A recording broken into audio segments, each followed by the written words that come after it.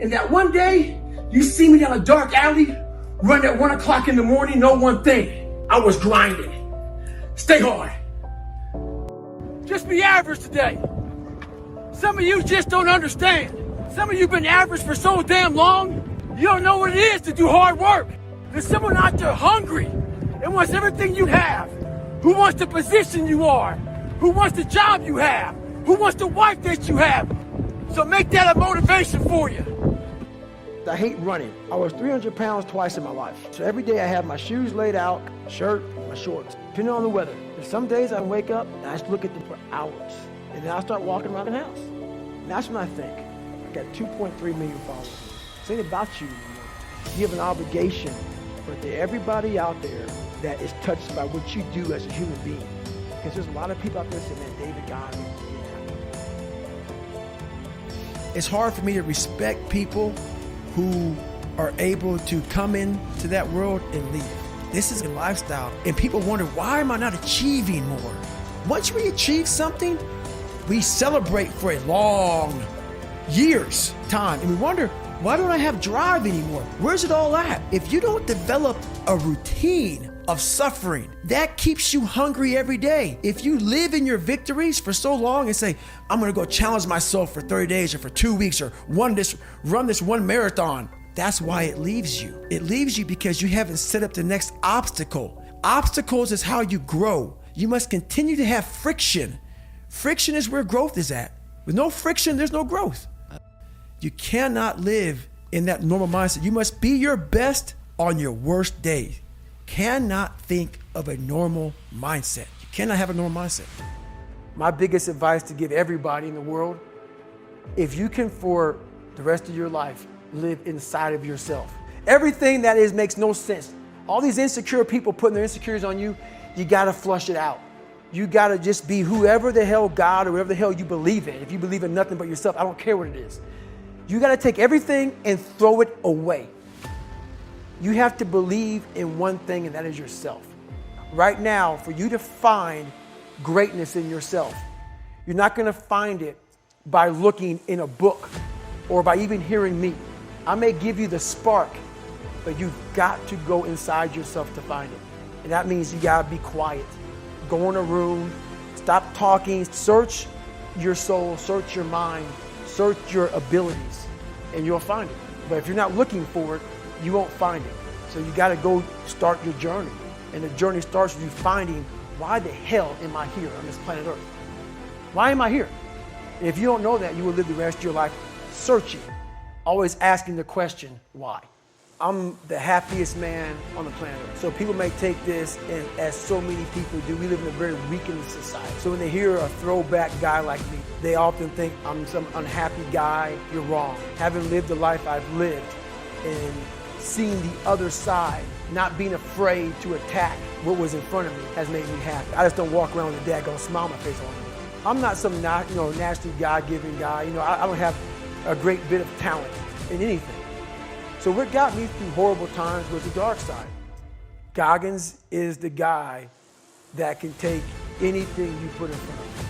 I have a way of going to a place like I did in that race, where all the pain and suffering that they put on top of me in Hell Week, I will reverse that pain and suffering, and I will take your soul. So every instructor that put me through BUD/S, my job, what drove me, was I wanted you to go home that night, and I smiled in your face. I wanted you to feel worse than I did, and you were going home to a nice warm bed with your wife or your kids and a nice meal, and I was still out there in the grip, suffering for another 100 hours.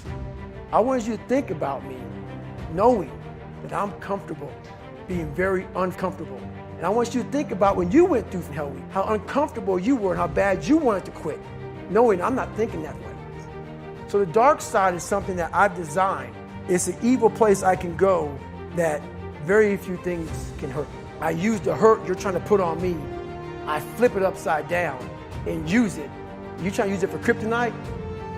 No, it's power pillars for me. I'm using it for strength.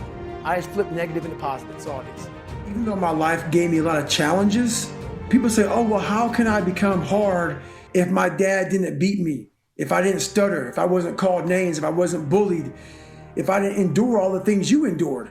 I made a choice. Those things didn't make me hard. I had to find strength within them. Where I became hard was the discipline, the self-discipline. Key word is self.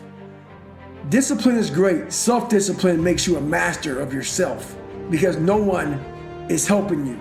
That's where you really start to callous your mind. You callous your mind not through enduring a hard childhood or a hard life. It's enduring the things that make you uncomfortable. There's always a blockade. There's a barrier in your brain. There's a barrier. You got to find out what kind of removes that barrier from your brain. My biggest barrier was my father. And once I removed that barrier, I was free to think. Once I felt good about myself, I was free to put action in. I never felt good about myself. I never felt good about myself. Whenever I would get somewhere, the demon would come back, put me right back in the cage. You gotta figure out what has messed you up mentally. Go to the source. Go to the origin of the source. Every single thing I've ever done that's in that book or anywhere else was on my own. Everything. I don't drink. I don't go out. My regimen is I wake up, have oatmeal, run, come back, hit the weights. I'm a big sports guy. I don't leave the house, if at all, but to do stuff like this. And I stress out at nighttime.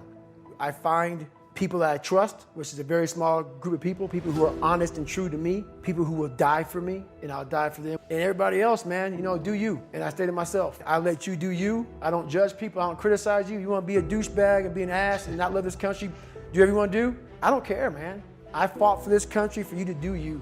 And I am all about you doing you because I'm going to do me. And I'm going to do me until I'm dead. Believe I earned the right. A lot of people haven't earned the right. Just because you live in this country, I mean you earned the right. You got to live a little bit. Live. I'm trying to be a Navy SEAL. At this time, I was still 200 and some odd pounds. I still had more weight to lose. So think about this. I put everything on David Goggins to be a Navy SEAL. It's like going to the crap table with your last $1,000. And you say, you know what? I'm gonna put everything on black and hopefully I win. If not, I'm broke. I put my whole life, a guy that was scared of the water, a guy that came from nothing. I put my whole life, and I'm gonna go out here and put everything on David Goggins to be a Navy SEAL. A Navy SEAL. I look at that and I did all this shit just to get the opportunity to succeed. That's what people don't understand, man. People see the end result. I remember that guy saying, my God, man, I can't believe what I've just done. I put everything, ruin relationships, ruin this, ruin that, put everything on. In fact, I have to become someone in this world or I'm no good for anybody. As you're trying to fix yourself and dig yourself out of this deep hole, those people who you saw down there in that hole who were there with you, who are your friends and people who you counted on, you meet the people in the same situation that you're in life. Those people become your friends. And second, you try to get out of that situation and become better. People would constantly remind me of who I used to be back in the day. And they always come out of the woodworks, man. And you come from a place that a lot of people don't want to come out of it and get out of it. And all you want to do is become somebody. You've got to be able to get out and let your mind see open-mindedness. You have to be able to go out there and create open-mindedness. You need space. You need space to see the world.